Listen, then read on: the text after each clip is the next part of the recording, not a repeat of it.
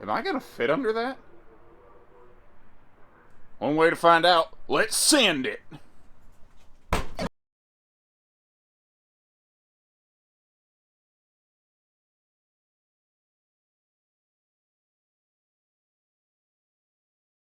Nope. Spoiler alert, no. Hi, my name's Josh the RV Nerd, and I do my own stunts. Coming in behind us, a very interesting floor plan. There's things I certainly don't like about it, but there are, thankfully, plenty of things I do. It's 3,870 pounds. It is a little bit heavier than you usually see on a single axle. Thankfully, it has a bigger, bulkier axle to handle that. But it's basically the floor plan of like a 179 Wildwood that you might have seen here at Haylett RV. And what's cool about that is that it has a pair of double bunks over here in the corner, which is hard to find in a smaller camper. It's also 8 foot wide, and there are some really nice, like, visual aesthetic elements, some really good touches in this camper. But the biggest thing I noticed, the biggest thing to maybe potentially might be a make or break for somebody, is that it is not a full 6.5 interior height. There's a reason I constantly talk about that in our videos at Haylett's, and you hear a lot of our campers, they all sound the same, but this is, I haven't tape measured it, I think it's about 6'3" inside. Like if I ET phone home stretch, my little peach fuzz on my hair is just skimming the ceiling panel. But all that being said, if you've never had a camper, if you're like, I want to try this camping thing out, but little single coffin bunks are going to be too claustrophobic, this thing, I have talked way too much. Let's get inside here. This is a really good starter camper. That's what I'm trying to say. Now, allow me to give you a little lay of the land here. When you first walk in the door, this is basically what you're going to see right here. Then we'll come back over all this stuff in a little more detail. As we go, though, a couple nice things. It is carpetless. It's ventless. Nice family camper that is easy cleaning. And again, the double over double bunks over here is an extremely rare thing to find in single axle campers. And a lot of it is because most single axle campers are only 7 foot wide, and you need at least 7.5 foot of body width to be able to fit those things. Now, if you remember from just a few minutes ago when I meant Mr. Air Conditioner, it does stick down a little bit. Now, that being said, like, I'm 6'3" with the boots and hat that I'm wearing right now. So, generally speaking, walking around, navigating the camper, not that big a deal. And, like, even just now, when you're tall, you're used to, like, moving your head out of the way, not hitting stuff. That's just part of the program, you know? If, you know, that's a thing you're like, I ain't doing that. Great. We got it out of the way. We talked about it. Let's find you another trailer. But if you're a little more gravity friendly, or if you're like, dude, I'm camping, I don't need 8 foot ceilings in a camper, I'm going to be okay. This might work for you, you know, keep an open mind. If you want to add a TV, the hookups are over there on the wall. With this being a stick-built trailer, there's some nice hefty studs you can tap something into to mount a swing arm there. This is a Camp Queen bed, so it's 60 inches wide, which is a normal queen width, but it is 74 inches. Do I say long or short? 74 inches short? That almost sounds like it's way too short. It's 6 inches shorter than a true queen bed. That is just a normal thing that, like, basically Aspen Trail, as a rule, just uses Camp Queen beds. Very normal in the stick and tin camper series. We do have other single axle camper options available here at Haylett RV, though. They do have 80-inch beds, true queen beds, things like that.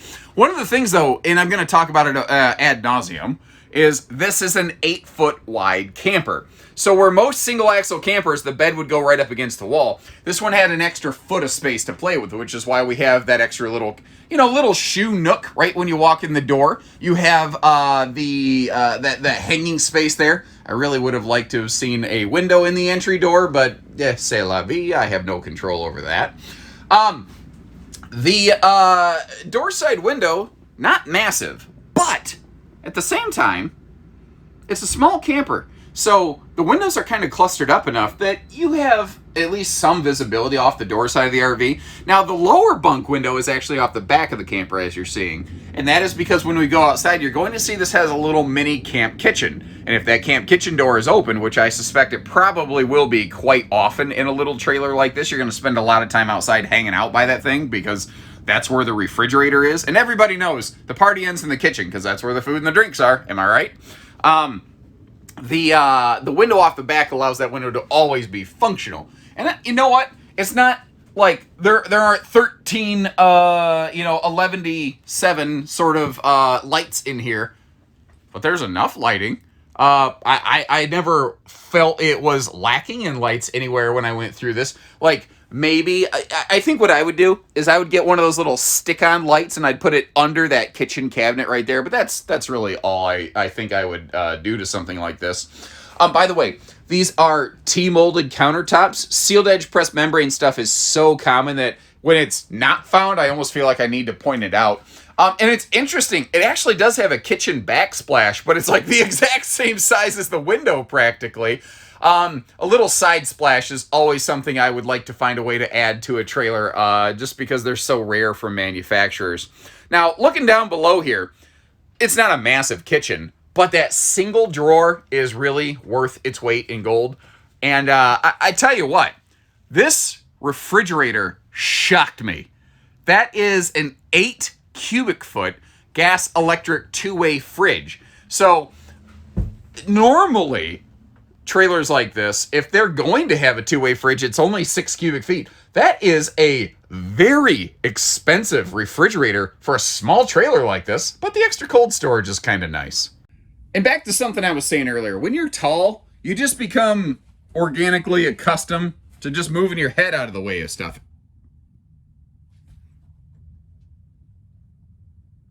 You know, I'm glad I did this. It didn't even occur to me.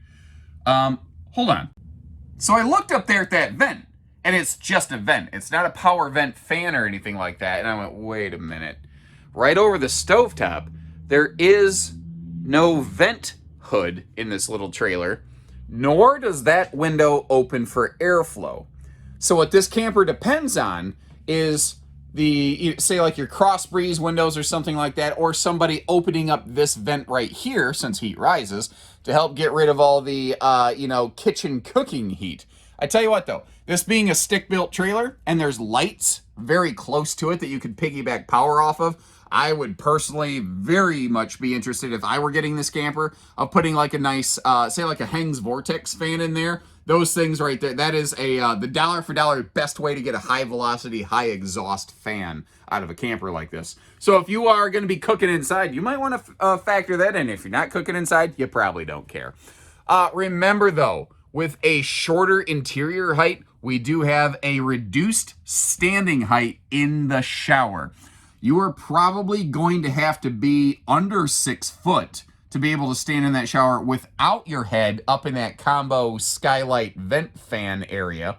Actually, I don't even want to assume. Is that a vent fan? Yes. Okay, that is a powered vent fan. So there we go. We at least have that. Now, the RV has no shower surround paneling. What that means is every time you take your shower, you want to take your towel, wipe down the walls, and then turn that fan on to get rid of the heat. The RV is obviously winterized because a little bit of that pink Kool-Aid dribbled out of the shower head on the way down here.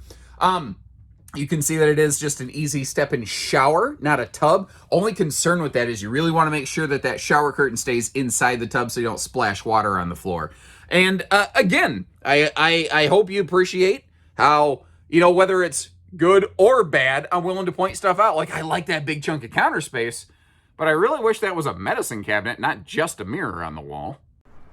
Now, once again, one of the more interesting and defining qualities here is the full 8-foot body width. Because typically when you're in a single axle, you have some kind of narrow body, whether it's 7.5 or even 7 foot, or there's plenty of things out there that are only like 6.5 foot wide, like much of the, say, the R-Pod family.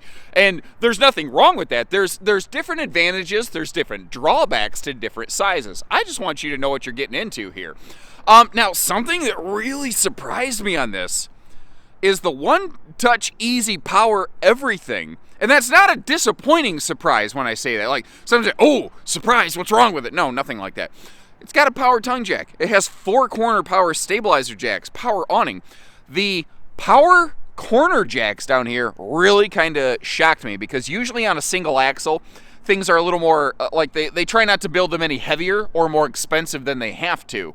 And corner jacks are nice for the push-button convenience. They do add more weight. They do add more cost. And it's not a full pass-through, but that is a good size storage bay.